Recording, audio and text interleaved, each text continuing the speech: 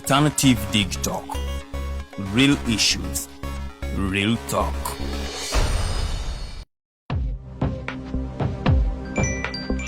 But at the church, Tawali man, what's up? Man, can you imagine people just dump everywhere? Someone drinks water and throws the bottle wherever. Come on, Rogers. What else do you expect people to do with an empty bottle? Simanya now, did you know that plastics take at least 450 years to decompose?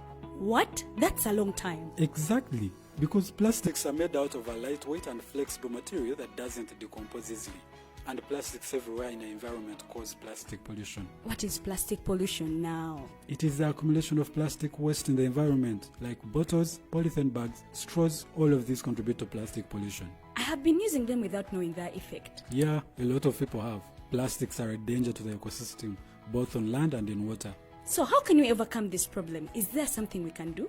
Oh yes, we can reduce by minimizing the use of plastics, reuse by repurposing them, or recycle by collecting and processing them into new products. Everyone wants to change the world, but no one wants to change themselves for the world. How about we change our habits for the world? And it starts with me and you. This message is brought to you by Alternative Digitalk.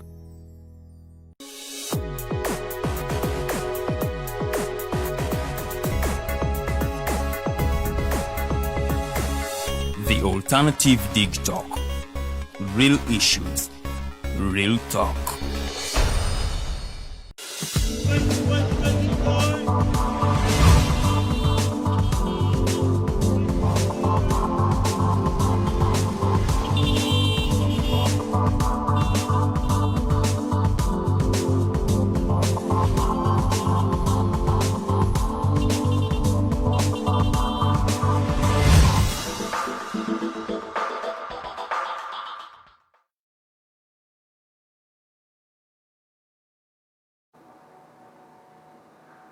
Amacha amalungi abatukereddeko ku mpewo zaffe za The Alternative Digitalk Farida bikubirege manya gange olunaku lwaleero olunaku lwakubiri omwezi tukyali mu October togumalako olunaku lwaleero ate tuli mu 2023 tubuzayo 1 month and a few days to Christmas. So no munange ke kadde osonda akasente osobola okubanga ate weteekerateekera Christmas oleme kukuba busimu ku last minute ng'ogana empolayo ojja kunyigira abantu abatalina na musango because baganya okuwa esente zaabwe. So nga bwe tuniyaringa Christmas save your money osobola kubanga ate osanyusa family yo osanyusa abantu bo ne bazadde bo naddala ffe abakolera mu Kampala nga bazadde baffe bali mu byalo obudde obwo obw'ennaku ezo babeera batusuubira. So nno nja kukubiriza nnyo tetukolerere nnyo ennaku ezo tuleme kubanga ate tujja kubanga tufuna mu bantu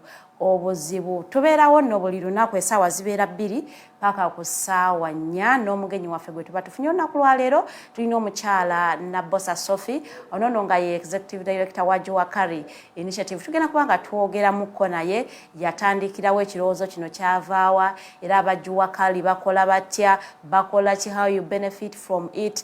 Ate nno olunaku lwaleero it is World Cities Day tubeera nga celebrating cities mu whole world. Nanti munange mu cities zino mwe mubeera offices ezibeera zikakalabya emirimu egiba giddukanya amawanga. So olunaku lwaleero tugenda kubanga ate munange tunyumyamuko n'omukyalo oyo Nabbosa Sophia tugenda kubanga ate tutunuulira ekitongole kye in relation to the World Cities Day. Do we have even okugamba nti can we celebrate the World Cities Day? Tuli tutuse ku eyo stage egamba nti to celebrating a World Cities Day. So ngenda kukubiriza nnyo nti munange twekuumireko tujja kubanga ate ebintu bino obifuna bulungi nnyo nga ate nawe weekuumire mu kumanya. Ate munange obeera ku Digitalk ekibeera kyankizo nnyo okulaba nga ate amawulire gakubeera mu ngalo. Olunaku lw'eggulo abasajja ba FDC ekiwaayi kyeri ekyenajjanankumbi bavuddeyo ne badressinga bannamawulire ne babategeeza nti bo ng'ab'enajjanankumbi abakulembeddwamu pulezidenti waabwe omukulu Patrick Oboya Amuriat bavuddeyo ne bakatinga ties with the Katonga fraction era ne bagamba nti okuva olunaku lwa yesterday tebayina kakwate konna ne Katonga faction tebayina kintu kyonna kye bakolagana wamu. Era abakulu bano bawerekereza ebigambo ebitanyuma yadde bagambye kino nno kyaddiridde meeting yaabwe gye baatuulamu National Council meeting yaliwo ennaku z'omwezi October nga 6 2023 era nno ne basalawo olw'ensonga olw'okuwaanisiganya ebigambo ebibadde bigenda mu maaso ne disrespect ne bagamba nti bakyayagala nkolagana eyo wakati wa Dr. Kizza Besigye side zeri Katonga nabo abenajjanankumbi era omukulu ono yavuddeyo n'atutegeezaako omukulu Patrick n'ategeezaako nti baali basetinzeewo committee ya elders okulaba nga ba-initiating a dialogue between the two parties Katonga ne Najjanankumbi naye as things and right now kiraga nti ate dialogue eyo tejja kuyambirako ddala omukulu nti yabadde n'ebigambo agamba nti obuzibu abantu Katonga beraba nga abali balina ka supremacy ako omunange bo abenajjanankumbi ke batagenda kubeera nga baguminkiza yagambye nti bo babalaba nga abasukkulumye ku benajjanankumbi so that is the reason why bagambye akatubate bakole ebyabwe ate munange n'abenajjanankumbi beyongere mu maaso ng'ate bakakalabya emirimu gyabwe olunaku lw'eggulo omubaka okuva mu president's office yavuddeyo n'ategeezaako nti ate president's office agenda kubanga inspecting government programs oba projects eziri mu Lango mu West Nile amanyi najjukirwa nti sente eyo zibadde zigendayo nnyingi nnyo naye nga ku ground tebamanyi oba sente zituuka so omukulu ne yavuddeyo n'ategeeza nti kati bagenda ku kaweefube kulaba nga bagenda ku ground basobole okubanga ate bamonitoringa government projects eziba zigenda mu maaso sides eyo mu West Nile era nga bano bategeezezaako nti bagenda kukolera in collaboration with the State House Anti-Corruption Unit sobole okubanga ate sente za gavumenti nga bazigoberera bulungi nnyo nga ate munnange balaba nti zikola kyeziyina okukola era nga bano bategeezezaako nti yadde ng'ebitundu ebirala tebinnatuuka munnange bajja kutuukayo okulaba nga ate tebakendeezaako corruption munnaye gye batulangira Uganda nga eyeeyongedde mu maaso ate n'okubanga ate basobola okulaba nga ebintu bino babispearheadinga bigende mu maaso era nga bano bategeezezaako nti bino bagenda tandikira ddala mu Arwasti badde batambule mpolampola mudaati Ajumani bwe batyo Pakwach awo wonna West Nile batambulirewo ddala sobole okubanga abantu babenefitinga mu government projects sometimes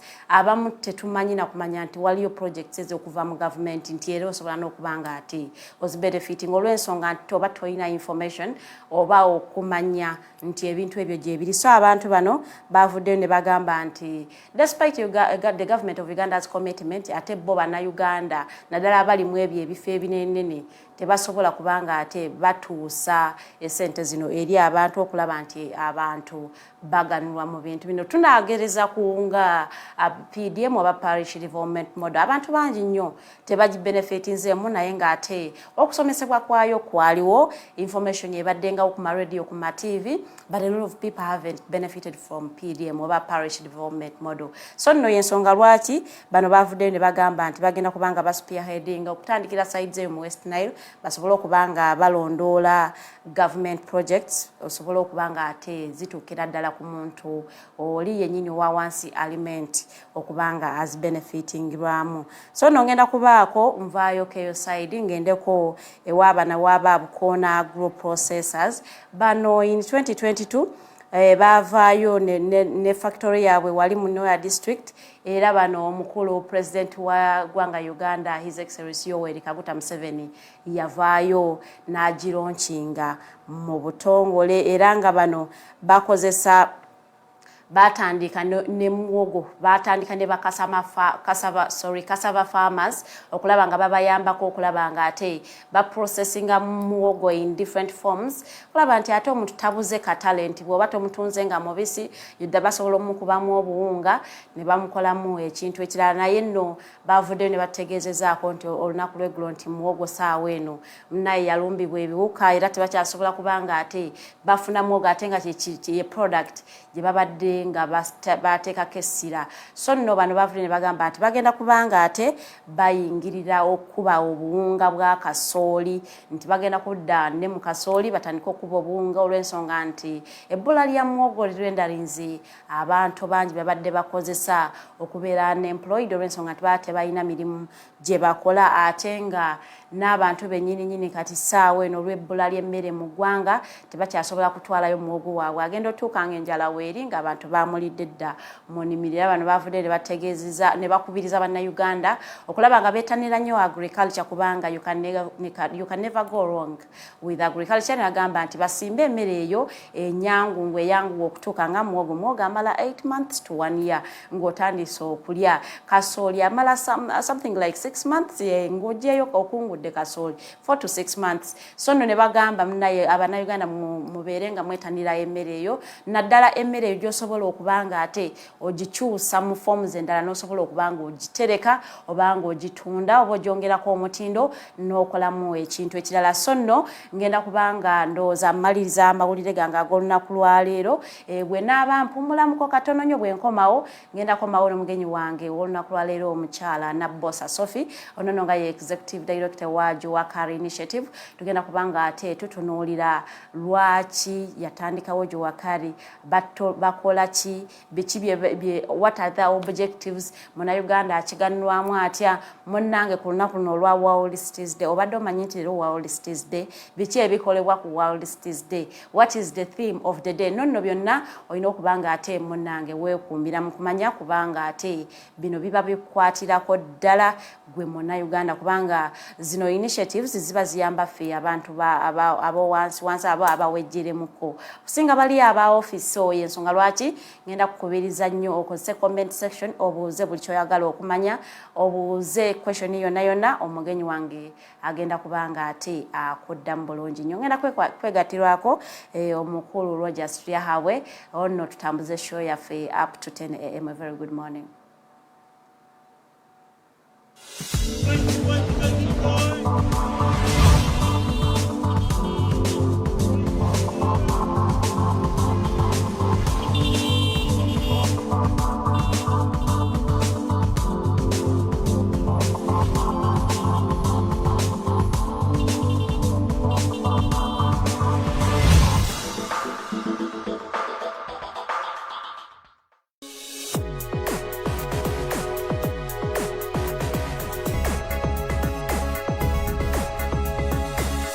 The alternative Digitalk. Real issues, real talk. Looking for a pair of shoes? Ly'Abatembeyi Stores has a wide range of selection for unisex footwear. We have the best quality of all brands at pocket-friendly prices and we make deliveries countrywide.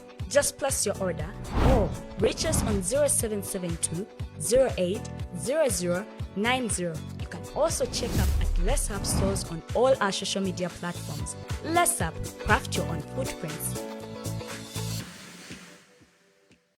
Hi Rogers, can I ask you something? Shoot. What does corruption mean? Well, summarily, corruption is abuse of public power for personal gain or for the benefit of a group to which one owes allegiance. For example, when a public office is abused by an official accepting or soliciting a bribe. By the way, private people can be corrupt too, like bribing police officers to escape fines. Okay. So exactly how does that concern me? Well, do you pay taxes? I guess, yeah. What does that have to do with this? Everything. Because those taxes you pay are supposed to facilitate services you use, like water, electricity, roads construction, medicines in hospitals, name it. Okay, that is much bigger than I thought. But it can be stopped, right? Well, yes it can, although it may not be as easy as it sounds. And here is the reason why. Corruption roots are grounded in our country's social, political, economic, bureaucratic traditions and policies. So, what has kept it going this long? I mean, why don't we stop it? Well, the main reason why it has been here for so long is because institutions are weak, either as a result of poorly defined ethical standards of public service, weak administrative and financial systems, or ineffective watchdog agencies. What can we do to stop it? at a national level, we must focus on strengthening the independence and effectiveness of public institutions that fight corruption. At a personal level, we must commit to never giving a bribe. I promise I'll never give a bribe. Well, that's a great decision you have made. Me and you now have to spread this message to all our friends. If we all do our part, corruption will be no more. This message is brought to you by Alternative Digitalk. Are you craving for that special meal that will entice your taste buds and leave you with lasting thrilling memories? Look no further. Spice Island Bulenga has got your answer. Natural, fresh and delicious juice, the best meals. Don't miss our daily specials from Monday to Sunday. Pizza Wednesday, Saturday Pizza Bonanza, you buy one and take two.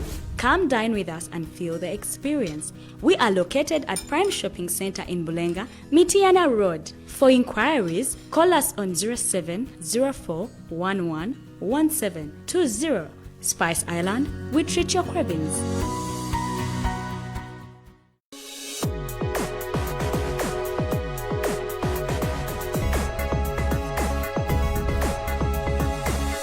The Alternative Digitalk. Real issues, real talk.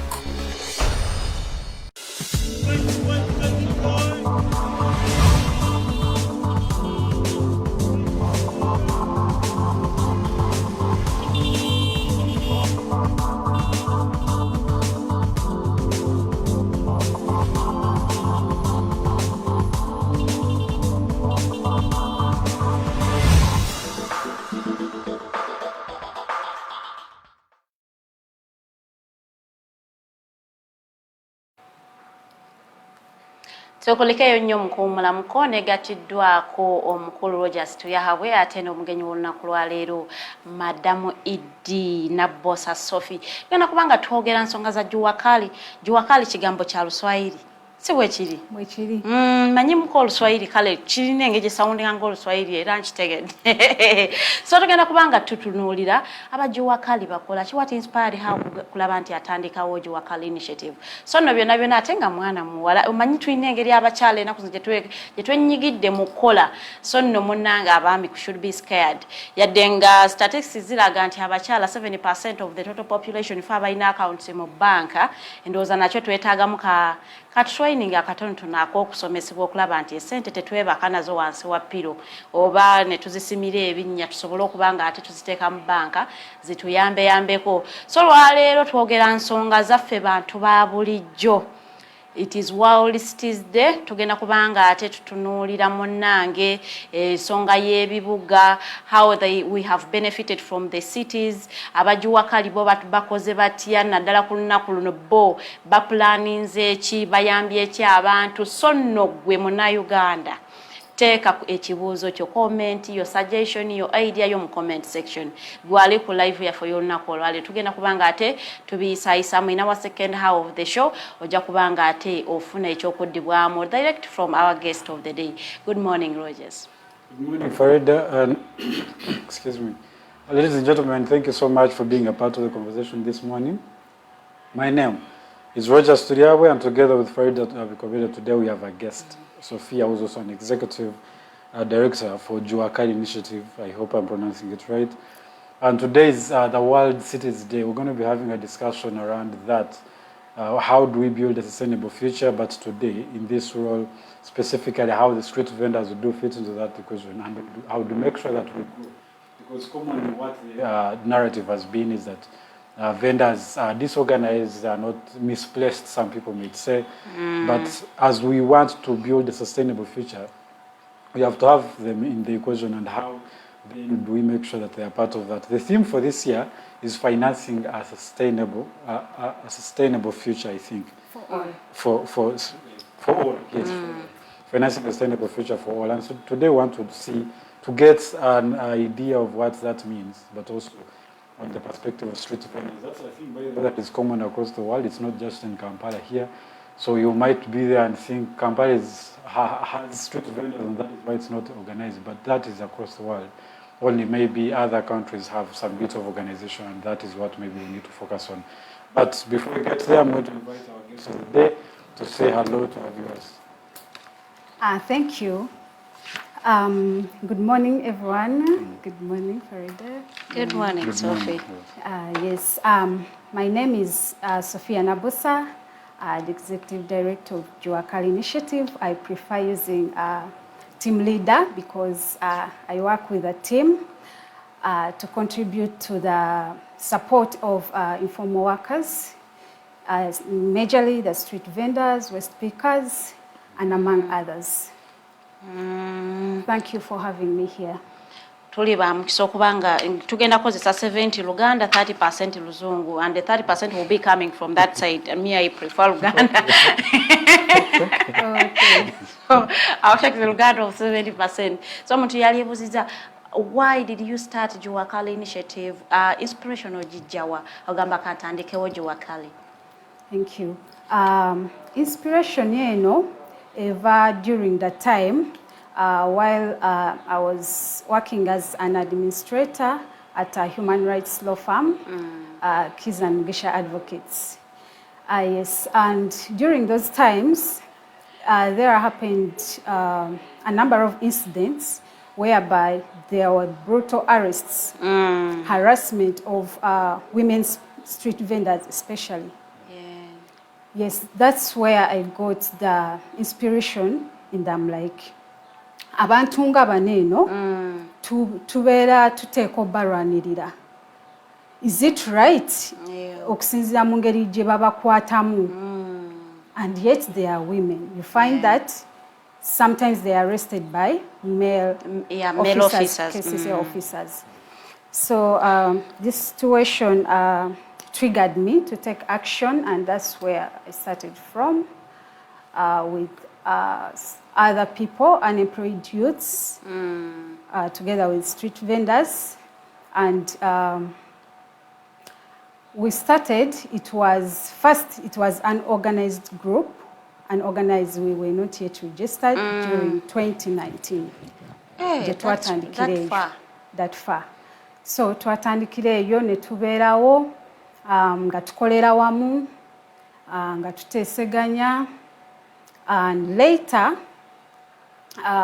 first twali tuyita the Hustlers Transformation Initiative.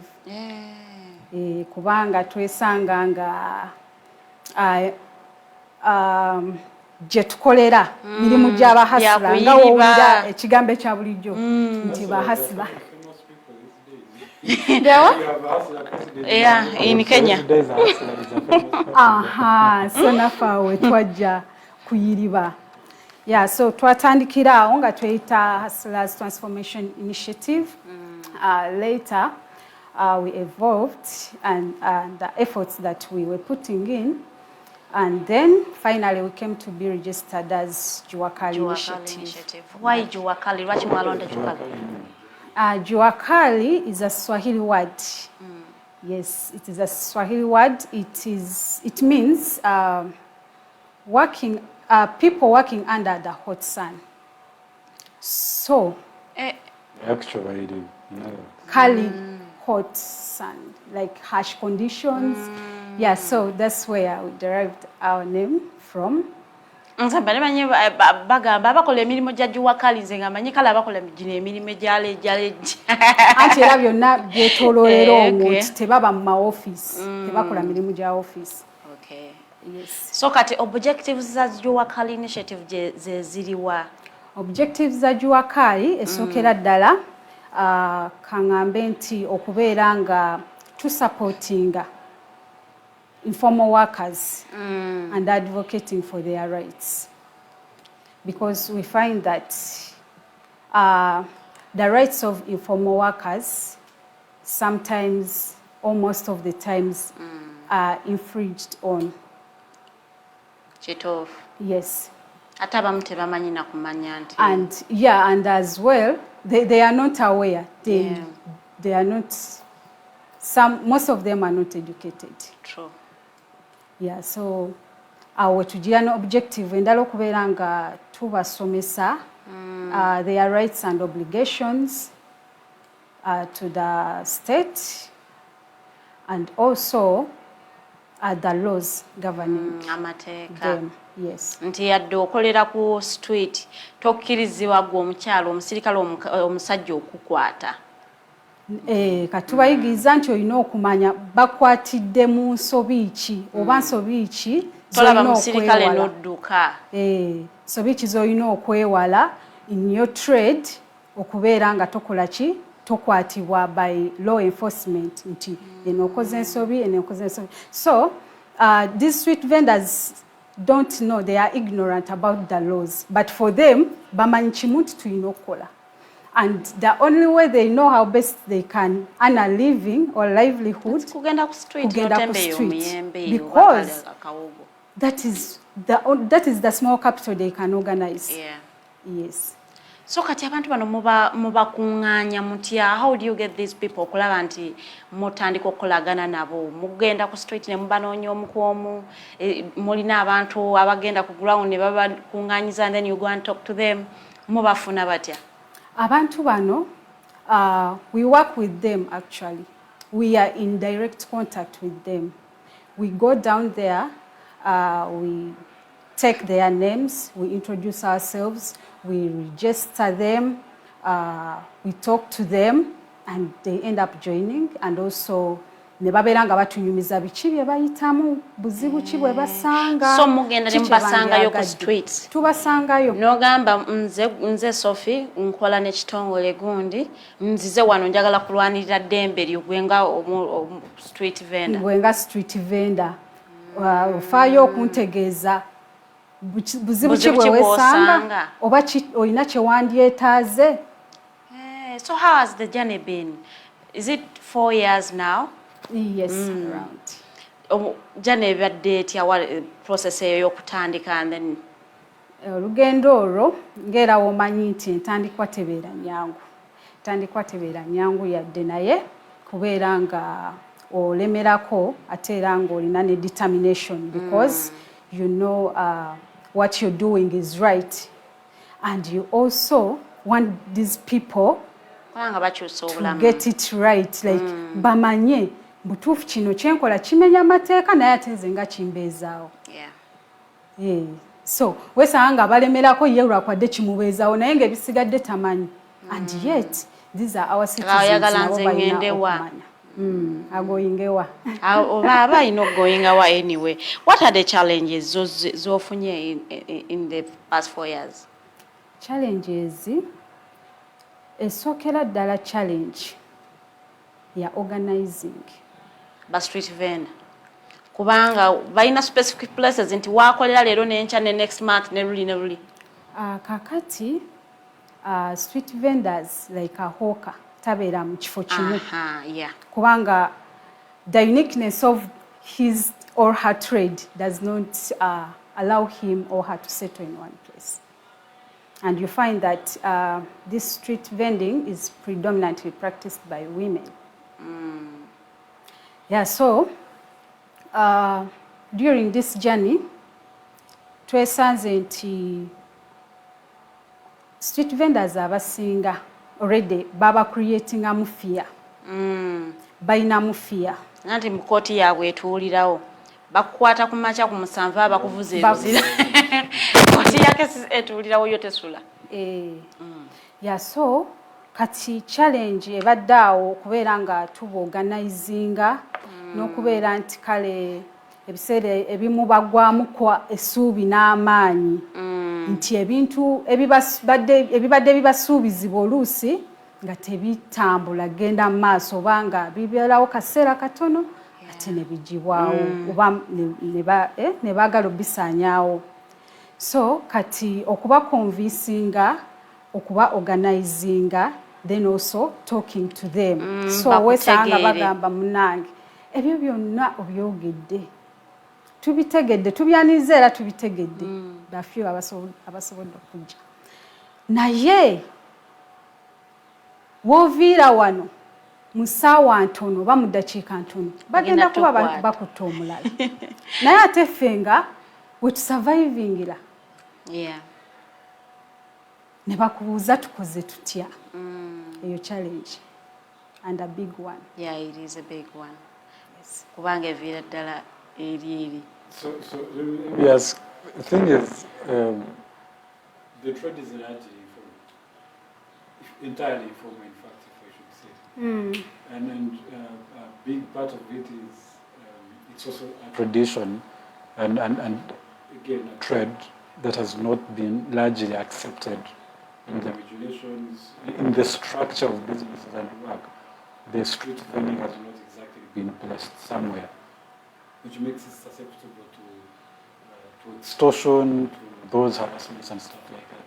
In your work, as you now interface with all of those groups, which are mostly also not organized, as you mentioned, how do you make sure that those in your meetings, aside from you telling them that you know what this and that law you can avoid, this and that you can approach this and that way, how are you making sure that even the people who are doing the enforcement themselves do understand the dynamics of the trade, that they know now how to approach them? That in the approach, it's not about you are doing something in the wrong, but how do we then work together, make sure that this will regulate and make it legal so that it still works, because most of the people are people trying also to fend for their families. You do not blame them for waking up and deciding, even if they arrest me today, still tomorrow I'll still come here because that's where they get where to eat. Yeah. Yes, thank you. Now, first, when we look at Kampala, I won't say that these people are so unorganized. They have tried to form associations like the Bavunaana Traders and Hawkers Association and Twegate Hawkers Association. They are in existence, and we have been working with them as well. Just last year, Kcca, a member of African Smart Towns Network, hurriedly implemented the concept of smart cities. During that time, first they ignored the core value of smart cities, of inclusiveness.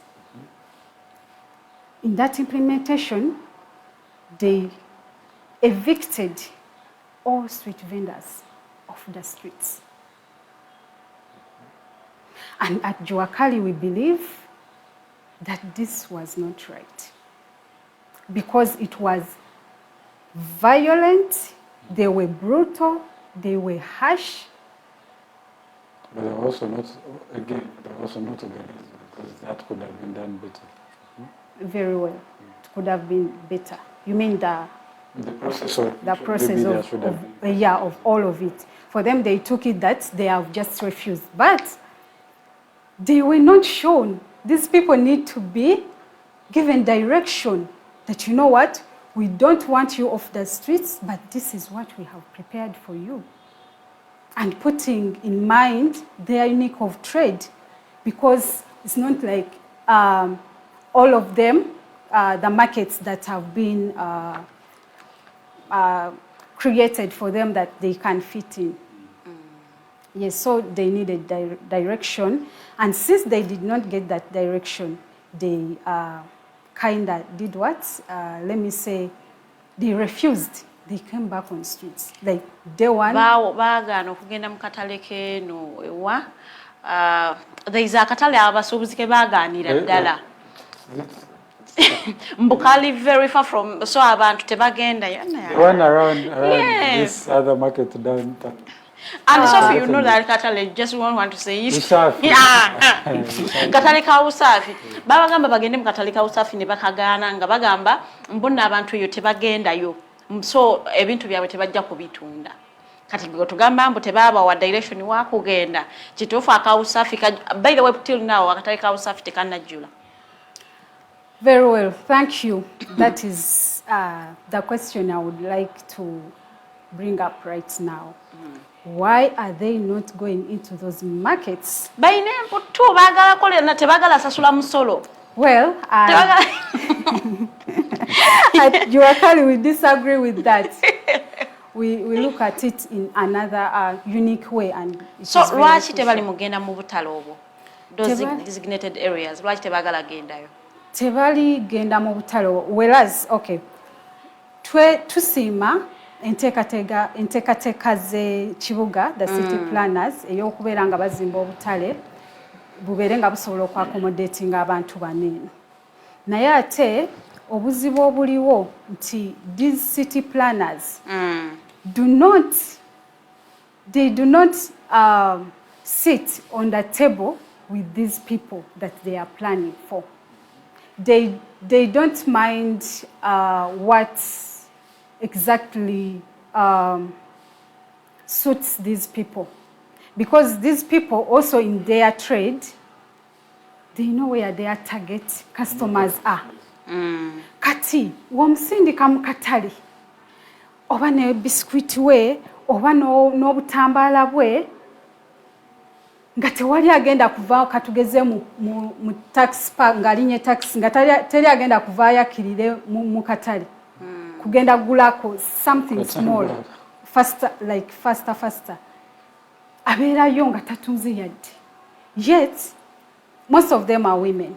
They are the sole breadwinners for their families, single mothers. They have children to take care of, to educate, provide health care for them, and they are finding this quite challenging.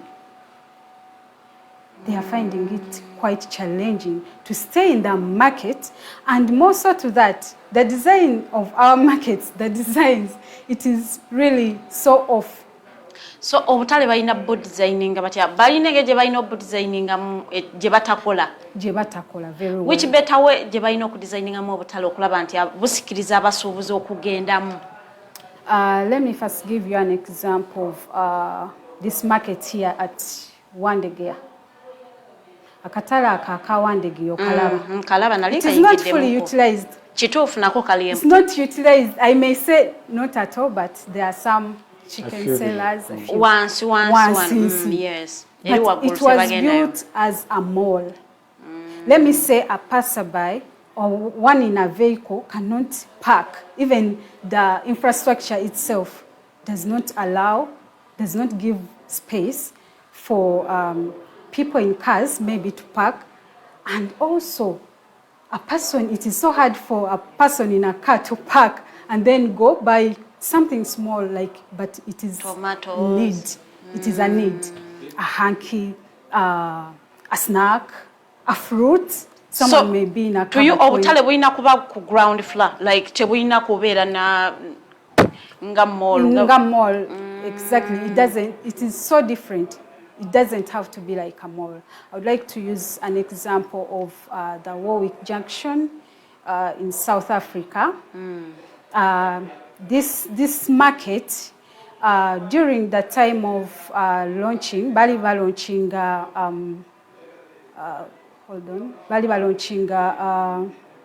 sorry, I've forgotten. Naye, akatale kaneeno, bali bagala kajjawo, Warwick Junction. Wekali, nga bagala zimbawo mall. Naye, ne wabawo ekitongole bakiyita asiye, itafuleni. Ne bakola nnyo nga barepresentinga abantu bano kuba bo baali bamanyi ensonga zaabwe nti we bateekawo mall tebajja sobola kola kikozesa, so nga balina design era eba favoringa, so they presented it to the city planners. So ne batuula ne bagamba let us design accordingly such that we don't do away with it, since there is a whole lot of population and they are engaged in this trade. Yeah. So if we use that as an example, okudesigninga wano obutale bwaffe, it would favor, because bakazimba nga all around osobola oyingira n'ofuna ekintu. Even if you stop buying oli muka, you can receive something. So gamba mperezaayo omulala najja receives nakuweereza. So kali mu driveway nti omuntu osobola okuyingira mu emmotoka yo. Very well. Nga kana akebusega keba kamaliriza. Nti bagezaako teeka mu driveway naye olaba just kugezaako tekyatereezebwa bulungi naye kale baagezaako tubaleka credit yako okugezaako kyennyini tubawa credit bo babuzimbye obutalagala lwa nsonga lwaki just tebaagala kugendayo. So let me ask you a question, and I'm glad you brought up that because I actually saw that sort of structure of how they did that market in South Africa. But maybe the reason why that also happened is because the existence, first of all, of that organization that was able to fight for them, which now means all of you here, but also the fact that there was some bit of organization. Here in Uganda, do you feel that even those associations that you mentioned for the hawkers and peddlers and the street vendors generally collectively, do you think the organizations and associations have also engaged the authorities so much that they have reached a point where they can listen to them?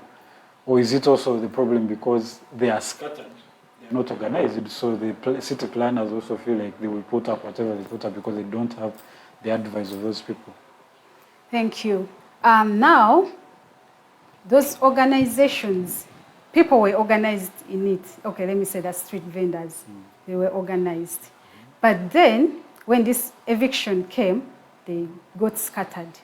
But any time during those times before the eviction, anytime we would say, I want to meet at Wegate, Obafuba Tukole, Hawkers and Vendors Association, they would readily be there and waiting to listen, and in large numbers. But it is just that the city planners, authorities, did not put into account considering these people or their ideas in city planning. To wrap it all, they are not given opportunity to air out their views, idea of how they wish to. They are not included in planning, they are not included. And Kcca authorities, they have made it a point inti Ly'Abatembeyi is illegal. But it is not, it is legal, we believe. It is illegal. Ggwanga, it just looks to be illegal. Because we went duka. Nayenga trading license. So bazifuna licenses zibakkiriza okutradinga mu kibuga. Well, with that, enteekateeka eyo yaliwo okwo. Naye ate still at the same time, it is the same authorities. Nebakirulinga out. So kati nze nkeera mu kikuubo nenfuna maani yange nenzija ku street nenjiriba. Kati Uganda ndizikukutusembe. Kakati awo obuzibu we bujja nti bamuwadde license ate nkya bamugamba tekola nga bamukutte. Ngagamba kati aba yeebuuza naye ate bamuleka amusasi. Ate nga yawaddeyo akasente oku license okugifuna. Ate at the same time, the Trade Licensing Act recognizes that abakyala abatunda agricultural products tebateekeddwa sasula license. Bano bantunda nnyaanya, butungulu, bijanjaalo, kawunga. Tebateekeddwa.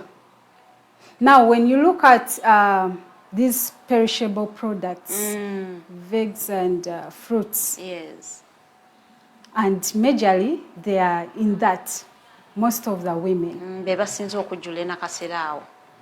are in that. They go to the markets, pick these goods, and then sell off. They hawk, they sell off. They bring them closer to the customer. And this is helping in a way that it also supports a farmer back there. Because if these perishable goods get stuffed in the market, they are not sold off fast as possible. They get wasted. We are looking at 40% of fruits and vegetables every year go to waste. Imagine a farmer loses a lot. And I'm wondering in which way we are supporting agriculture as a state, and yet we claim that agriculture is the backbone of our economy. Singa kale batuwaayo obulonirooni obwo naye si katugambe how best should KCCA handle street vendors abo twagala smart city because we want to achieve it, we need to elevate. Yes. So how best engage balina bakwatamu okulaba nti bakola bayimirizaawo obulamu bwabwe, but we also achieve the smart city. Yeah, and we are so happy. We can't wait to have that smart city. But for me, I believe that a smart city is as smart as its individuals. We cannot have a smart city without people in it. Yeah. Because it is the people, the individuals, that make a city smart. A city is a center of trade. Yeah, true. But how best can we organize the people in it for it to become smart and also inclusive? But we have just mentioned nti abo abantu bo bazibu ba kuorganizinga bali bakamala okusimba obusubi bonna bonna babulinyiridde bukaze. And how should we no have like but wait akava mu Christmas ng'ekibuga kirabika bulungi nnyo bulungi ng'obusubi weewonga kale bakikoze bulungi, but when you go there right now bonna babulinyirira bukaze buli omu atundi ateeka emaali wayagala, so kati bwe bagoba mu kibuga era they will complain. Yes, talking about that, we believe, at Juakali, we believe that these people need governance. As I told you, they need direction. But it is not upon their duty. Remember, we are dealing with, most of them are, are ignorant about the laws, the order, and also illiterate. They lack knowledge of how organized they can truly be. Some do organize, but not all of them. For them, they just know that I can do this to survive. But then it is the role of city planners to plan for its citizens.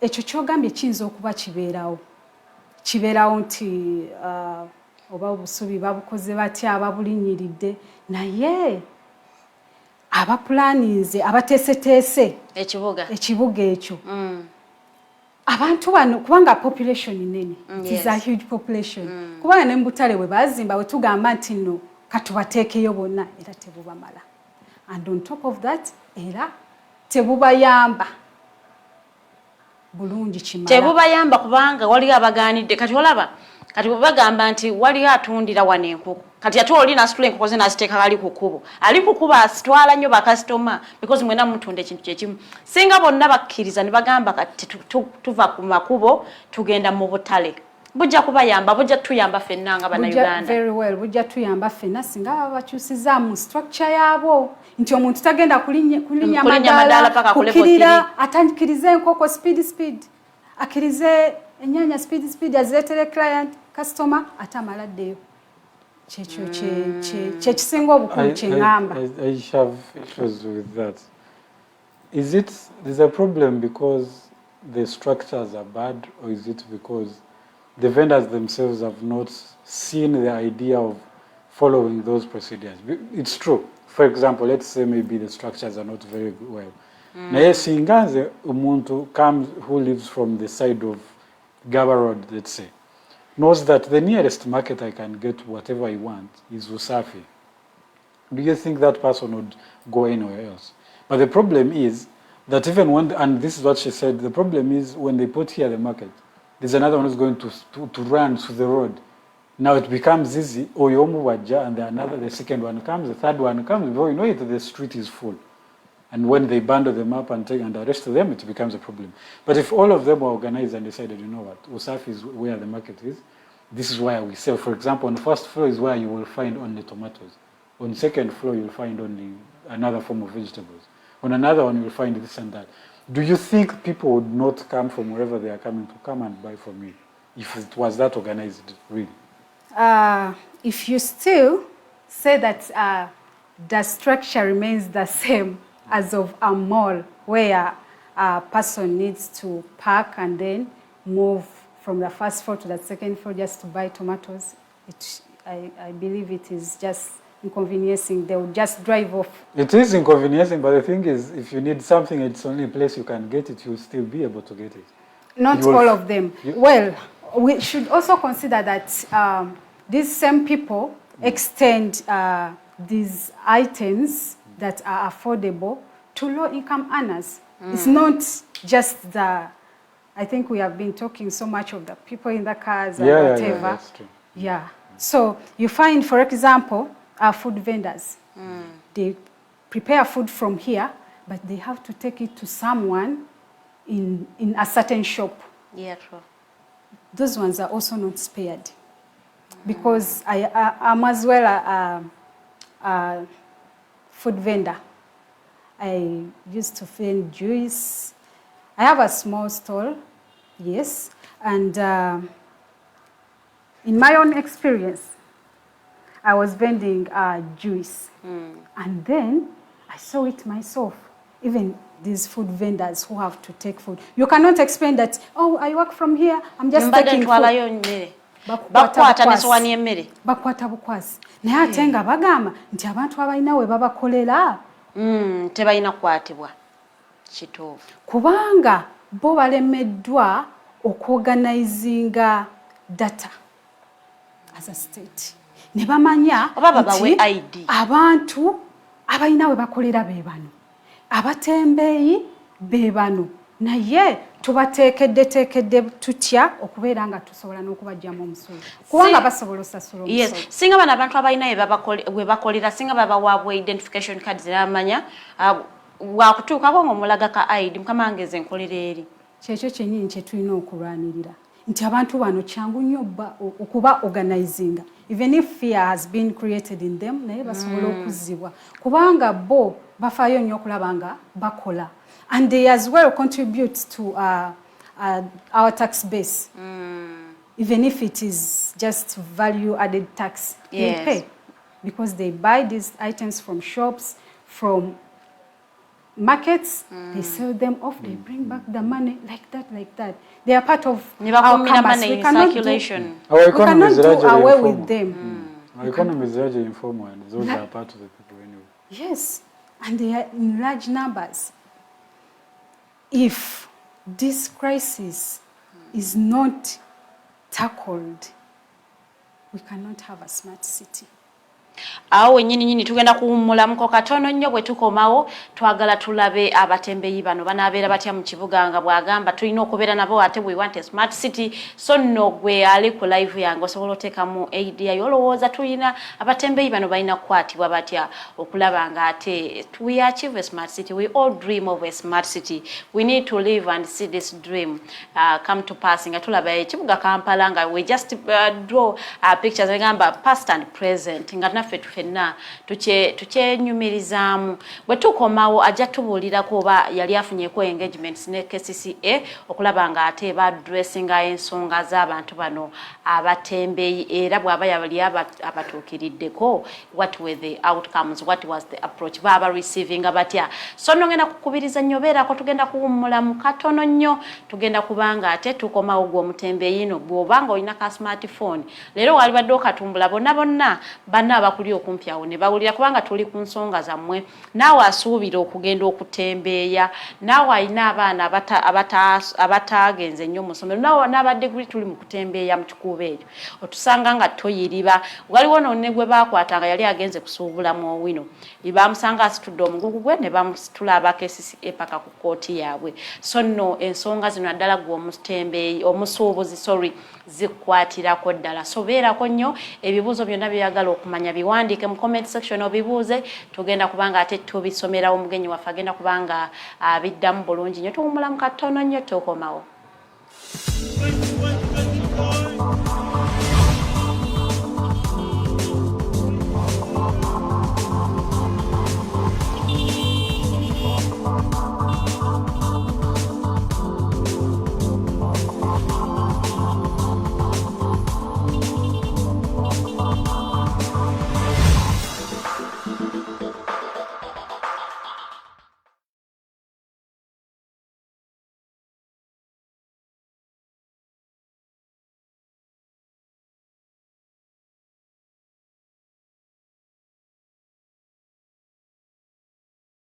Hi, Rogers. Can I ask you something?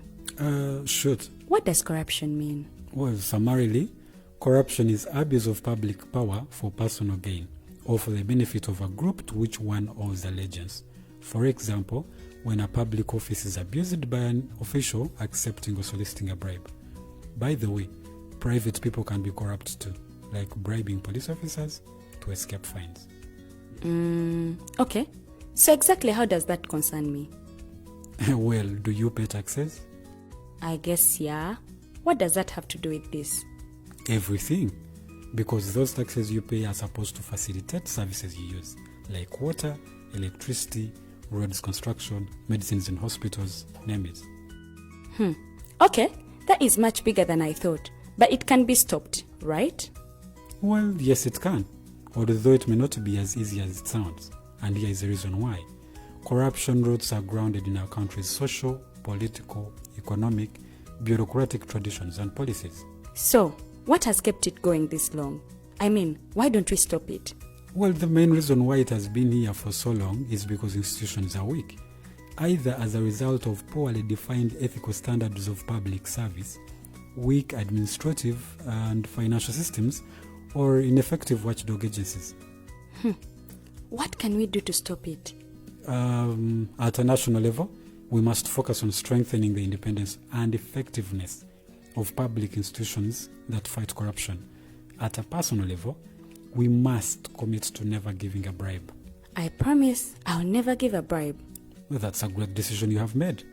Me and you now have to spread this message to all our friends. If we all do our part, corruption will be no more. This message is brought to you by Alternative Digitalk. Looking for a pair of shoes? Let's Up Stores has a wide range of selection for unisex footwear. We have the best quality of all brands at pocket-friendly prices, and we make deliveries countrywide. Just place your order or reach us on 0772 08 0090. You can also check up at Let's Up Stores on all our social media platforms. Let's Up, craft your own footprints. Are you craving for that special meal that will entice your taste buds and leave you with lasting thrilling memories? Look no further. Spice Island Bulenga has got your answer. Natural, fresh and delicious juice, the best meals. Don't miss our daily specials from Monday to Sunday. Pizza Wednesday, Saturday Pizza Bonanza, you buy one and take two. Come dine with us and feel the experience. We are located at Prime Shopping Center in Bulenga, Mitiana Road. For inquiries, call us on 0704 11 1720. Spice Island, we treat your cravings.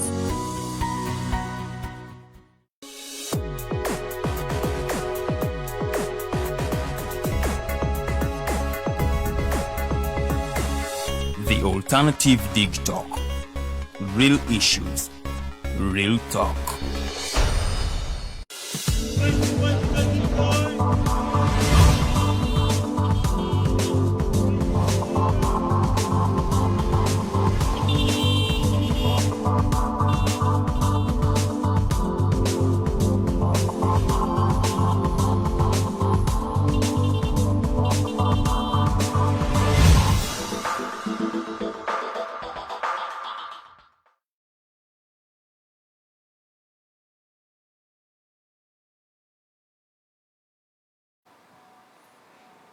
Tukulikeyo nnyo muhuumula muko tuli mu kitundu kyaffe kya kubiri kati nno wano mba ngenda kuyitayita mu bibuuzo byammwe banaye ebibuuzo ebyo mu bibuuze oyinza okuba nga ate oyagala ogenda osuubula emaali mu kikuubo tomanyi wakutandikira.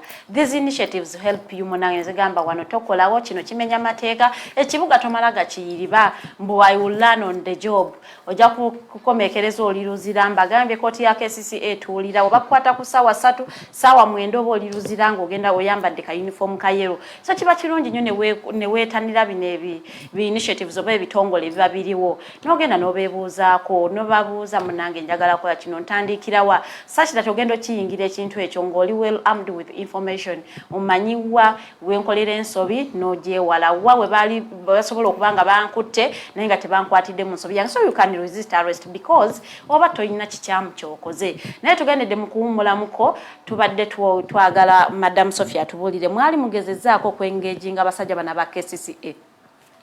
Well, thank you. And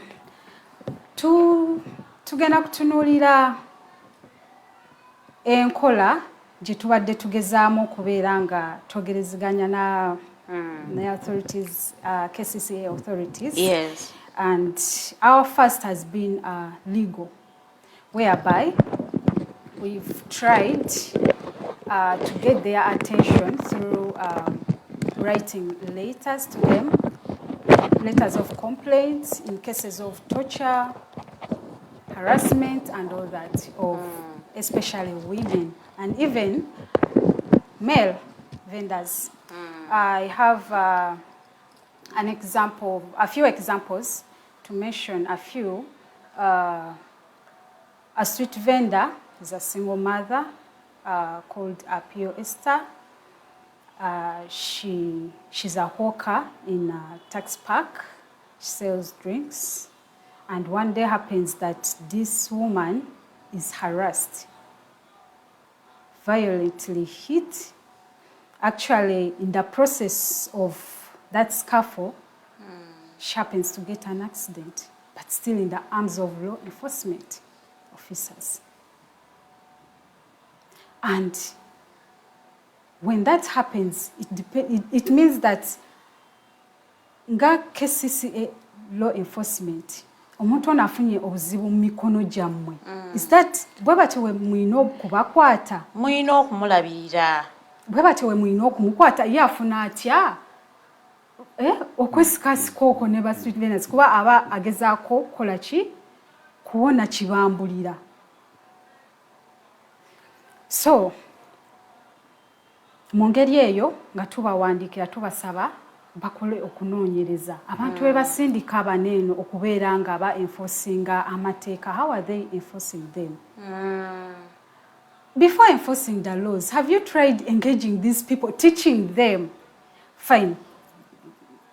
Mujja tugamba nti tubagamba muve ku nguudo, but what's the solution still? Mugende mu butale, solution nagikugambye dda bagende ati totuwadde mukisa kuwuliriza fe obutale butukolera batya. Bo nga ba street vendors bo baagala ki? Bo nga bo, what do they want? They want kubanga basigala ku makubo, baagala babaweeyo street emu nga gye baba bakolerako. What do they want? Bababuuza nga KCCA tubayambye tutya bakolere wamu twachivinge smart city. Bo nga bo baagala ki? Very well, thank you for that question. First, this crisis cannot be solved by a silver bullet. It needs a multifaceted approach, kind of approach, whereby whatever that necessitates can be done. If we can divert some street vendors into markets, favorable markets, well and good. Then gazette a few streets favorable where there is no much traffic, favorable for them, we can as well do that. And as well, we appreciate the initiatives that the authorities are trying to do, employing these people from the streets to these initiatives or schemes, like the agriculture, waste management, ezo. Tuzisima nnyo kubanga era zikola ki? Zitoolako Ly'Abatembeyi okuva ku streets. Kuba, to be honest, nabo tebagala spending all their life nga bali ku street. Kuba kibanga ekitegeeza nti n'omwana we gwakoze eki? Akulira mu mulimu. Akulira mu mulimu ogwo. Nga bamanyiwe gutambula. Ate obuzibu ne bugenda ne bujja. Nti nno n'abagraduates nabo bagenze mulimu ogwo. Emirimu tetuyina. Kati awo. So kali kayingiza akasente buli lunaku, you can survive. Yes. It's not, we cannot just sweep the rubbish under the rug. So we cannot just say, wake up one morning, we are evicting all street vendors. Then need to paying a blind eye. We hide our heads in the sun like ano street. We cannot do that. So, okay. That would do you think street vending can be formalized and maybe to regulate it further? How do you think that can be? I believe, we believe at Juakali first we should start with mobilizing, because after the eviction they got scattered, and they also were made to believe in associations zino ze bali bagezezaako forminga, which would have encouraged all the others to join. Nti tezikola ki? Tezikoze makulu, like Kcca tezirabye mu makulu, naye nga bo baali babelivinga wetukuŋŋaanira waneeno nti tulina association singa beetaaga otumiitinga, our chairpersons can organize us, can communicate, and we can hurriedly come here, listen to what we have to do, listen to what the laws that govern us, what we need to do for our trade to go on, how can we earn a living on the streets. Well, we don't really want to spend the rest of our life on the streets, but are there other options that the state has in preparation for us? Byonna bandyagadde obiwulira, but they are not given opportunity. Awo obuzibu we butandikira. Nti the more we don't listen to these people, imagine yesterday, the day yesterday, they evict people, they arrest them brutally. And then the next day you find others. Even the next day. And after a month, let's say they have released one, you find him on the street again. Do you think they don't want their life? Like, tebayagala bulamu? Naye tebeeza agumidde eyo n'embeera. Kuba ayagala okusurvivinga. We are not looking at, you see, the people who are financing the smart city are not looking at the laws. For example, the poverty law. It should also be put into consideration nti waliwo abantu living under poverty. Ensi yaffe by the way erimu poverty rate eri waggulu, around 30%. The vulnerable groups of people are many. We're looking at women, school dropouts. The unemployment rate is high. 41% of youth are unemployed. And this represents 9.3 million youths. Not in education, not in employment, and not in any sort of training. Bali awo bataayaaya. Bali awo. Naye katebeeza omuntu nga takola. We are losing revenue. We are losing revenue because tusobola kutakisinga muntu atakola. Kiba kitegeeza the tax burden egenda kubeera ku these shops. Agamaduuka agali well established. And until when will we be able to, as this year's theme goes, financing a sustainable urban future for all? Are we looking at that, or we are just excluding some vulnerable members of the society? Because when I look at it, generally, it is exclusive. They are not following that. Is there a way government way no kuyambako ko Kcca okumanaging abantu bano? If there is, what is that way? Government way no kujjamu okuyambako ko? There is a way. The first way is encouraging, supporting, first recognizing the street vending trade. If they recognize this street vending trade, kijja kubasobozesa okumanya namba y'abantu abali street vending. Kati woogimanya namba ne bamanya nti mulimu abali educated, so nno nga ba degree. What kind of jobs can we create for them? Basobola okuva mu street vending. Basobola okuva mu street vending. Tutandikira awo mpola. Let me first ask you, just before you finish that point. Or in abantu, those who have degrees, who are also coming to this Mufunampola because it is self-employment. Yes, but should the question be that what else can we give them to do, or how do we improve their enterprises, those small businesses? How can we protect them so they can grow. Okay, I understand that, yes, some people might feel like that is a black, what is it called, black collar jobs, like those dirty businesses and jobs. But also, for example, someone who's selling, what are they called, tomatoes in a market. If the government said that everyone who has a degree who should get another job, the chances will not have tomato sellers around. And that means there are people now will not be able to get that service. How do you think, in my opinion, the government can be able to support them, support those businesses to be able to innovatively grow instead of moving them entirely away from that? Let's say there are very many. Maybe some of them might have to be moved to other trades. But even the few that remain, how do we organize them? But because if they remain scattered and stagnated as they are, still it won't be able to support. How do we support those? How can government support those people in their trade to be able to grow? I'm also pondering about if the government really wants to support street vending, because depending on the situation that has been prevailing, yes, they just want to do away with them, which is not possible. Mm. Kati nga bwe nkutegeezezza nti approach enokuba ng'eri ngangazi, nti sitegeezezza nti nno bagenda considering abasomye nti ate babajje mu butale, tutunuulira abantu, specifically street vendors, hawkers, banakeera ku makya n'agenda ku kiduuka n'afuna emaali n'ajja agenda kutambuza. Yes, agitambuza. You're going to find there are different categories. You understand? There are different categories. And then, as the process of recognizing registration is going on, osobola okugamba nti bano bali educated, basomyeko. How can we support them? Kakati waliwo abatasomyeko nnyo.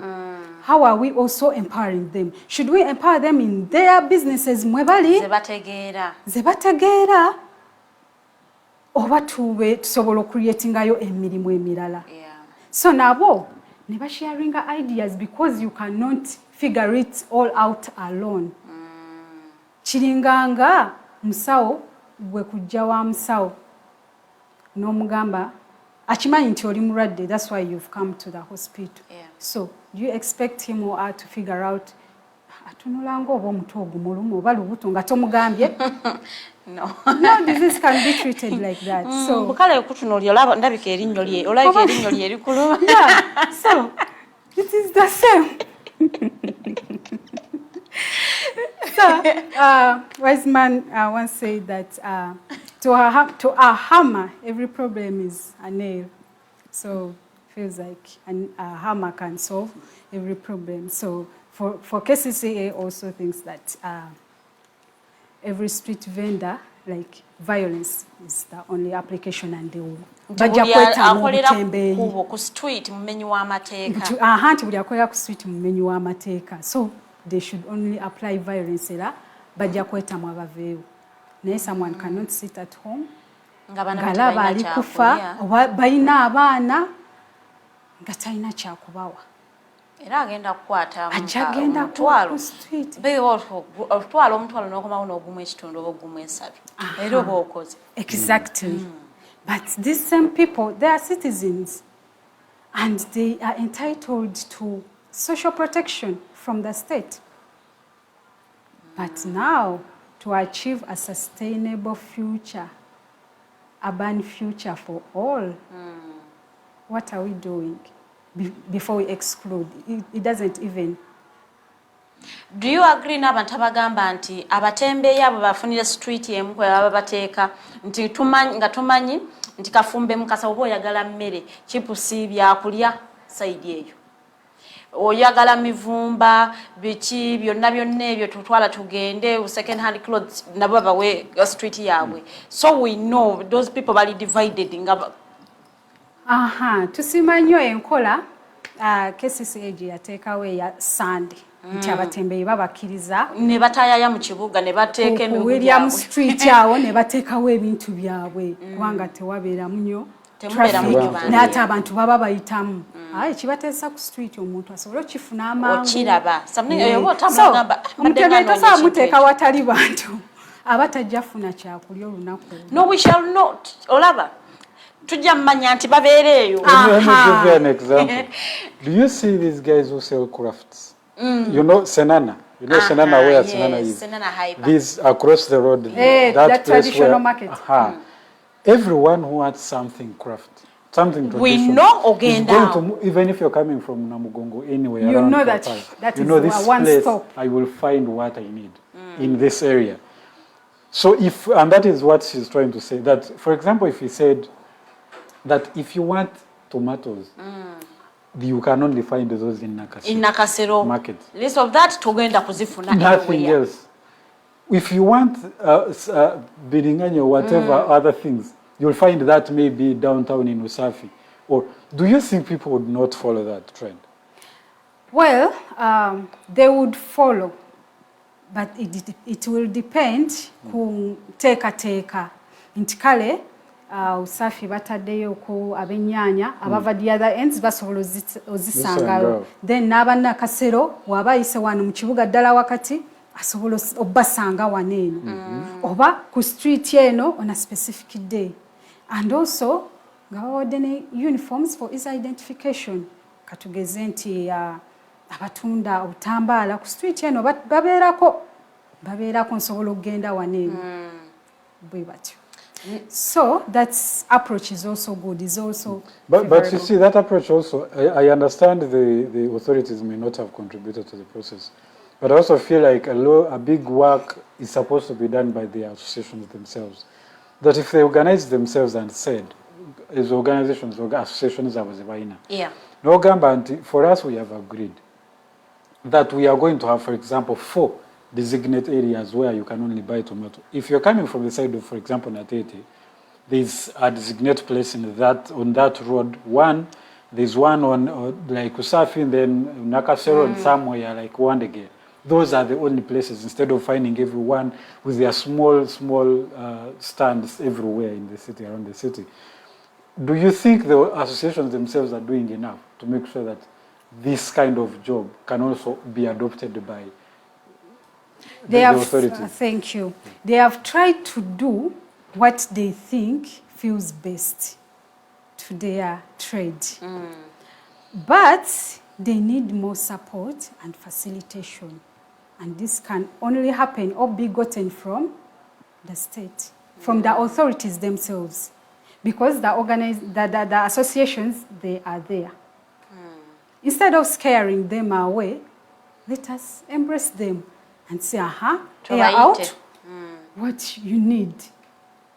Let us talk and see if we can come up with a solution. Instead of just implementing from above and then you leave the people suffering, some not included, you don't no really social know what protection, is happening on the ground. The infrastructure is not modern. Now we are talking of modern city, but look at our infrastructure, sincerely speaking. So ebbanga lyomaze ng'okolagana ne bana abatembeyi ng'ogyeko kesi okubakijjanya kubeera ng'ebabeerako kimu bibiri balina bizibu ki ebirala ebibasinga okubanyigiriza nga bakola emirimu gyabwe? Ebizibu ebirala ebyenjawulo to mention ekisookera ddala health care. Yeah, hygiene. Health care. You find nti emabega wali kale Kcca authorities bagezizaako okulaba nga bateekawo dustbins mu city. Kitegeera okubeera nga bayambako okavoidinga dumping.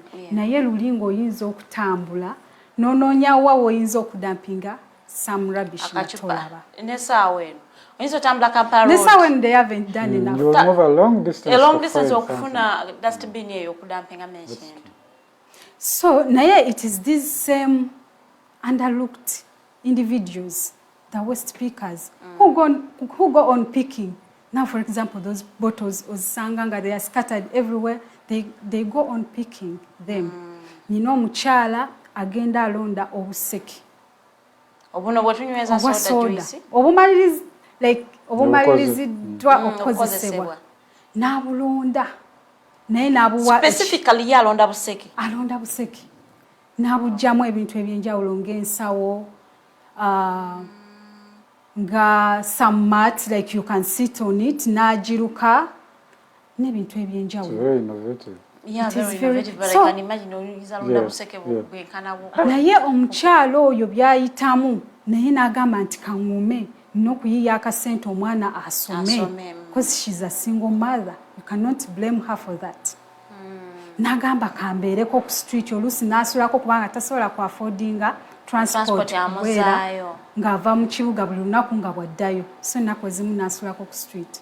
Wesanga nga abakyala bafunirako ebizibu bingi nnyo, they are at a high risk. Raped, harassment, diseases, contacting diseases and so much. Then with the child, you understand. So abantu nga bano beetaaga support, mostly financial support. Kubanga n'olabako ebintu byakola bya mulembe. Sorry, I didn't carry one. Naye ng'ebintu byakola bya mulembe. So abakyala ng'abo tetujja gamba nti tebayiiya. Bayiiya. Naye babulamu support your financial support. Mugamba, okay, let us organize them here. Bano basobola kukola kino, bano basobola kukola kiri. Vulnerable groups of people. Basobola okuba basurviving as citizens. Protection for them, but they are not being protected at all. Olwensonga tuli bakyala tukikubye nnyo nga tukikubira side z'abakyala. What are those problems abaami ze facing abali ku streets? Brutalism from the law enforcement officers. I have 2 cases of men that I have been able to support or help in their medical treatment. One of them is Ongidu Joseph. He's a street vendor. He was one time attacked by a law enforcement officer, Kcca. Yeah. You know, sometimes they don't put on uniforms. So you cannot identify over police or Kcca. Yes.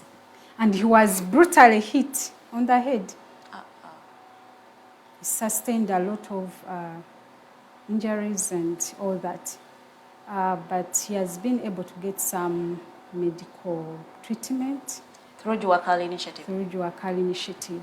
So we are also looking at such people and see how best we can help them legally and also medically, like they need counseling after that.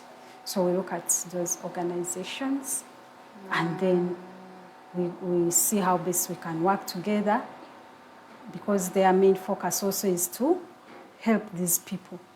So okufuka member wa Juakali omuntu asasula yakasente to become a member? Omuntu ajana registering. That's where we start from. Registration is free? Registration is free. So ogambye kupozi mubanoonya bwembanga nze ayagala okwereeta mbasangawo. Woba oyagala okutusanga, woba olinawo oyagala okutusanga. Okwereeta katugeze nkulabye kati wali yali mukulaba saawa eno. Supposing ayagala okubeegattako ayita wa mitendera gye giriwa? Asobola otusanga mu kibuga waneeno ku Explorer Suite. Our offices are near Kcca offices.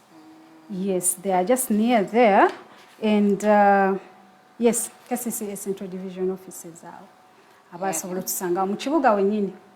It is even opposite Equatorial. So to the bisaanizo ki omuntu byalina okujja nabyo nga ayagala okufuuka member wa Juakali? You mean in terms of a street vendor? Yeah, street vendor. Betwogerako.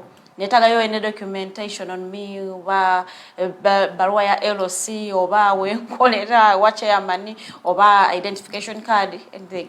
Of course, like as you've mentioned, ebyo natubibuuza. Kastojja, for us, we are there to welcome because we are looking at impacting positively on this major group of people that is not being taken care of. So we welcome you as you come. then provide us with information where you work from, the trade you're in specifically, where you stay. For example, I have all those contacts of the Esther, Ongidi Joseph, and among others. I have all of them. I even know where they live, some of them. Yeah. So mubakolako ka profile mba profile very no well. manya bulungi ona atunda kino era akolera ku street weight. And they also communicate in case baba bafunyemo obuzibuzibu. Oba Kcca ekoze einache ekoze, they communicate nti omanyi ate Kcca batuganya okola bwe bati. So these services are free, totally free, completely, and also. Since we are at a start, nga bwe nkugambye nti at a certain point twekolamu ko omulimu. Nitugamba nti tutuule bannange oba nti munange Abatembeyi baffe oba olese 1,000 oba 2 oba 5 kati ng'embeera ebaddewo ng'abantu tebakola. Abatembeyi tebakola. COVID yenna abantu babadde tebakola. Omutembeyi ng'anaali awo. Atusobola mugamba nti waleeta emitala wegityo oba ki. So kyaba asobodde. Tuba tubalaga nti kibayambako okola ki? Okola ku bintu bya legal paperwork. Ensonga okubeera nga zitambula kubanga kati such documentation also helps us work with Kcca. Tubagamba this is where we are. We need your support. We need your hand in this. We are trying to organize to have a smart city because that's all of us what we are aiming at. Yes. So I wanted to ask this, and you mentioned earlier that you, for example, you've also done some small business of juice selling and all of that.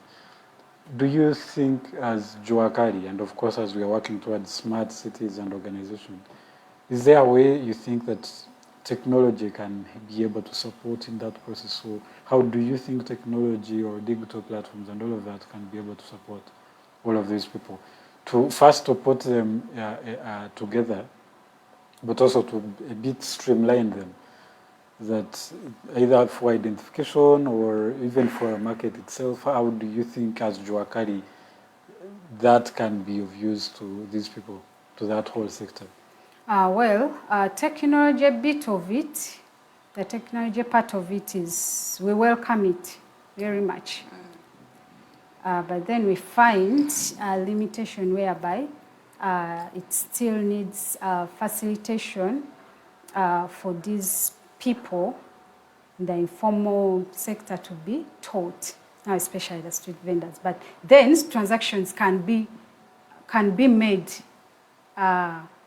digitally, how should I say it, through technology. Yeah. Someone can pay maybe a watermelon or a fruit or things using the phone, but you find that most of them don't even have phones. So technology also still lacks. We need to train these people, educate them as we introduce the smart city. Bumapesa. Olusi natamanya nti asobola n'okusasulirako ki. Basobola bayirawo okusasulirako emisolo, okukolerako ebintu ebyenjawulo n'ekirala. Technology esinga baba bamutadde mu nkola. Baba basobola n'okulabirako Abatembeyi transactions ze bakola.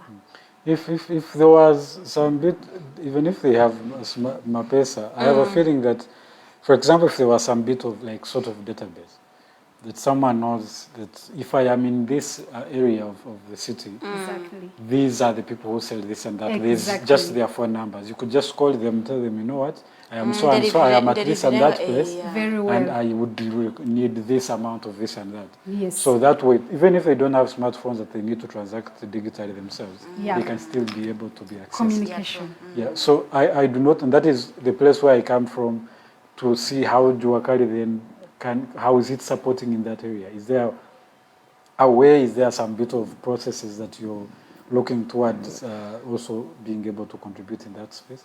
Yeah, we are trying the little we can, but we still need the authorities' support. You understand?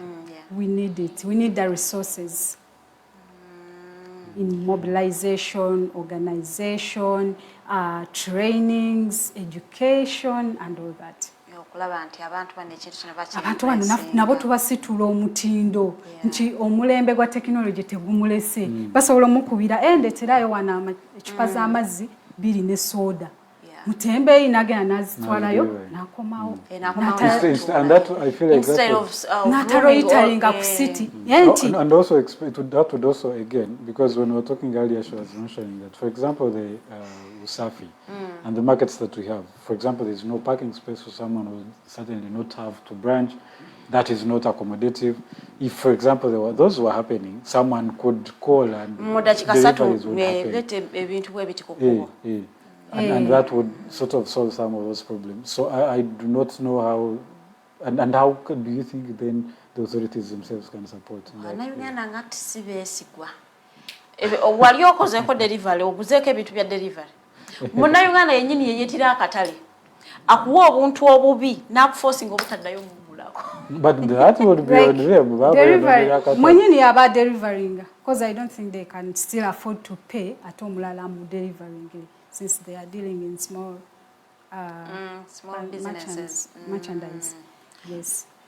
Okay, ana tuli ku nsonga z'Abatembeyi owulira ng'olina ekibuuzo kyo kye tutabuuzizza oli wa Ddembe okujja mu inbox ya Alternative Uganda oba ku comment section ku live yaffe n'oganda ekibuuzo bwekiti nga temukyogeddeko oba ensonga bweti nga temugyogeddeko kubanga ndaba obudde bututwalaganya, so kiba kirungi nnyo owulira ng'aliyo ke tuleseeyo n'okateekawo mu comment section tujja kubanga ate tukoogerako obanga omugenyi waffe akatottola bulungi nnyo okategeere.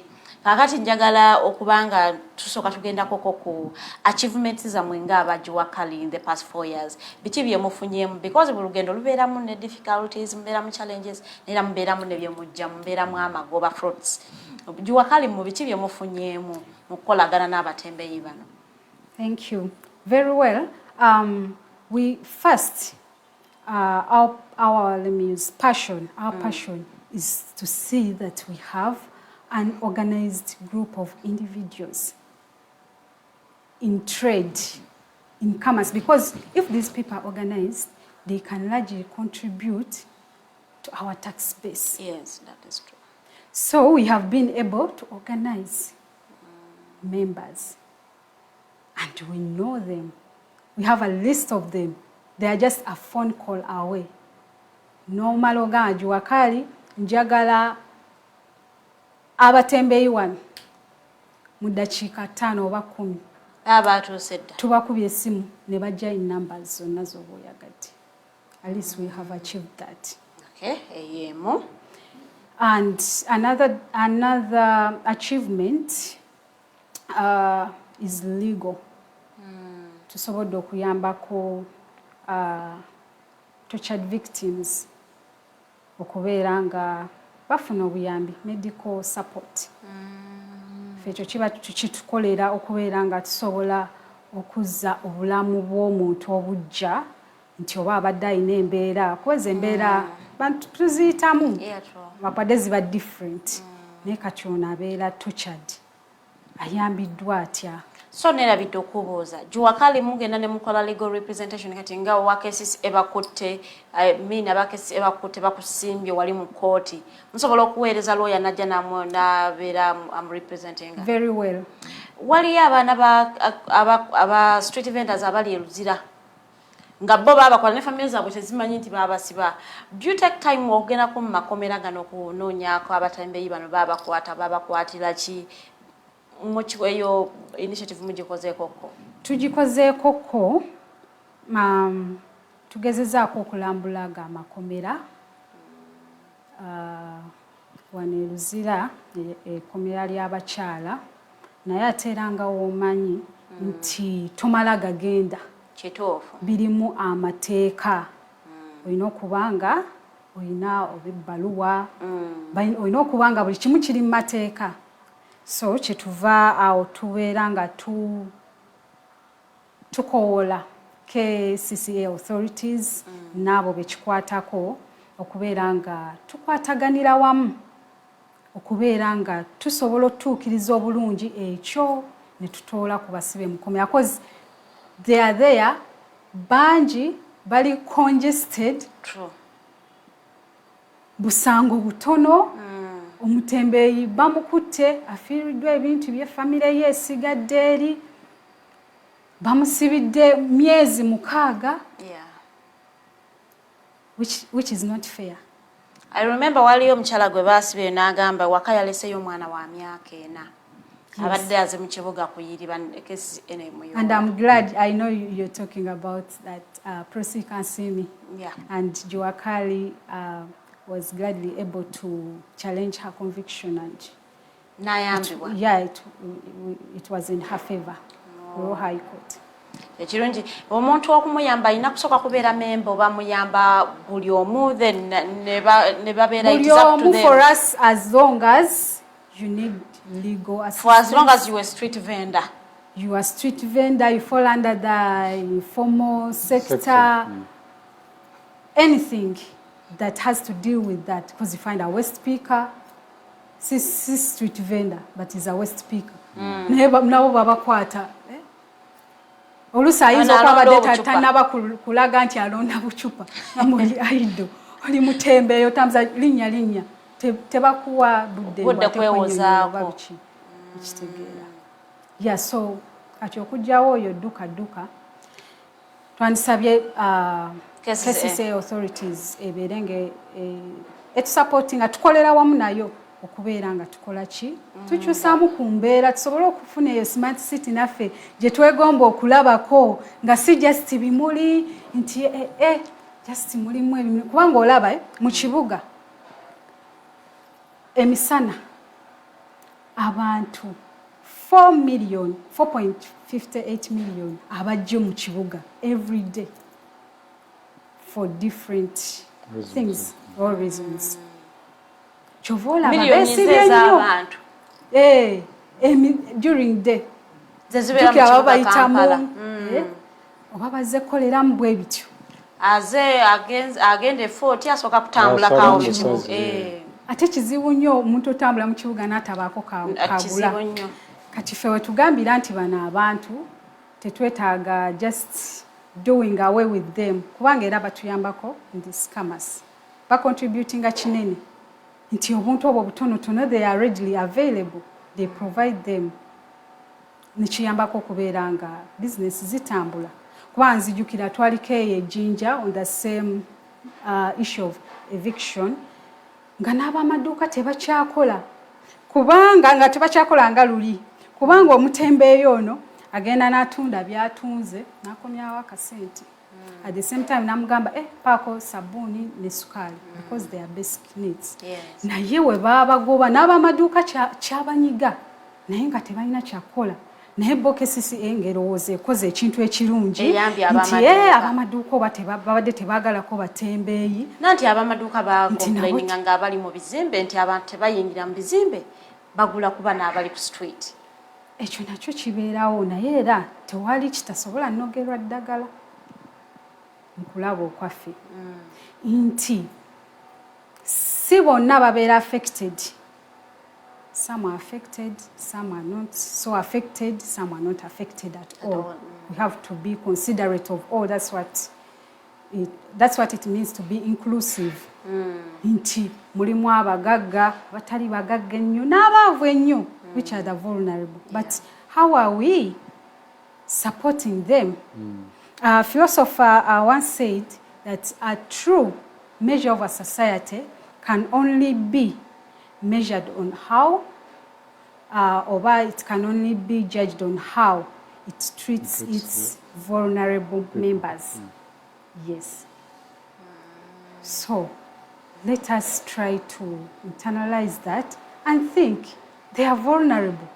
Where are they going to go? They are citizens. They are part of the How should country. they survive?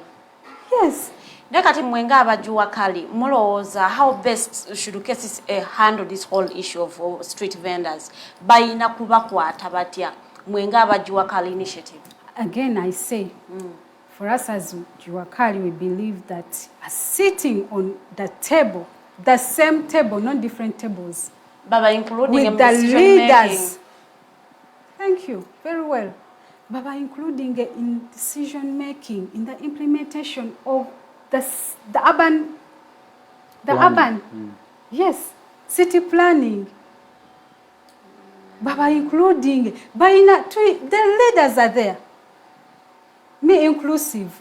They have their, yes, ne associations zennyini zirimu abakulembera bamanyi bulungi nnyo tumanyi bulungi nnyo ebiruma abatembeeyi oba bye beetaaga tetugambye nti tujja sobola byonna obisolvinga omulundi gumu but step by step tuba tusobola okukolako ebimu naye bw'otawuliriza toyinza kumanya era tujja sigalamu eyo okwesikaŋŋana nga tewali kitereera economic development egaane smart city egaane tubeere awo nga buli omu atunuulira ate nga tulina goal 2040 2050 tulina goal okwachivinga sustainable but is it realistic? Can we achieve it? On the look of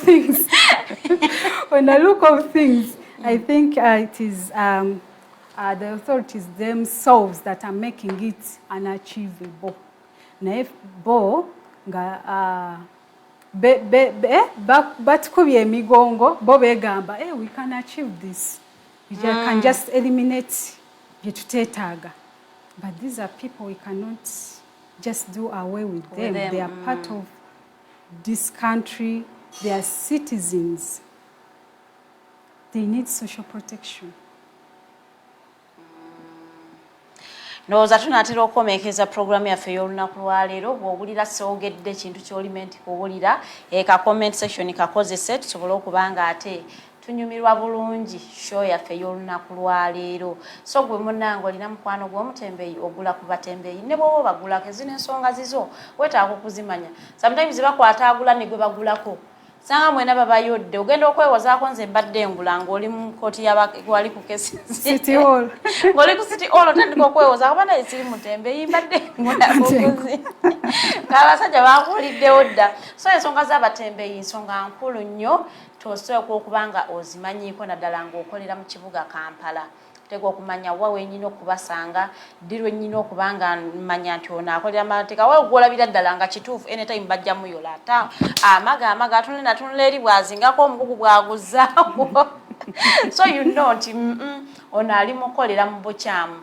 Tubadde ne Idi owa Juakali initiative omukyala Nabbosa Sophia twogedde ensonga z'aba street vendors batembeeyi Juakali mugenderamu n'ababoda bonna nabo mubayambayambako nekubanga abo tuba excluded sirina we tubogeddekoko tubeera tetubogeddeeko nnyo naye nga nabo mubayambako tubayambako ensonga eziruma ababoda zaawukanira ddala ne bano zaawukanamu. Very well, thank you. Kati just nti focus ebadde ku batembeeyi kuba twesanze ekisooka bakyala n'abasajja mwebali tetubagira kubanga bonna bakyala bebamu they are vulnerable bebamu abeetaaga social protection. Nolowooza abakyala tukyetaaga okubeera nga tuli categorized as a vulnerable group of people? Very well. Lwaki? Because we cannot do without support.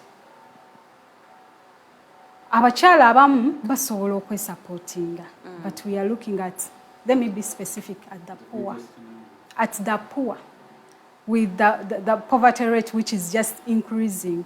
Kiki tukozeewo naye if we do away with the street vendors tubawadde era poverty rate ejja kweyongera kula era if we do away with them nga teese yadde kubayita kulaba kiki tuyinza kukola era unemployment rate ejja sigala egenda waggulu economy tejja kula since speaking even though they are financing the smart city naye era tejja kula bagoba ku makubo bagende mu biyumba. And I had one other question about the financial. How do you help those people to get, like, they don't have open access to financial institutions? Yeah, sure. It's very rare and uncommon to find a bank giving a loan to a street vendor. Kizibu nnyo. Yes. Tebasobola actually. Yes. Very well. How are you supporting this process? Because some of them really, like especially after COVID-19, Gavumenti, capital family. We are very concerned. How is it working? How is it? Thank you for that question. It is very good. for us, we are concerned, very concerned. That's why we come in to organize, to know them, and in how many numbers. Then we also cannot do it by ourselves. We need support of the authorities, city planners, because be bantu abali waggulu abalina to supporting as a whole. You know, these organizations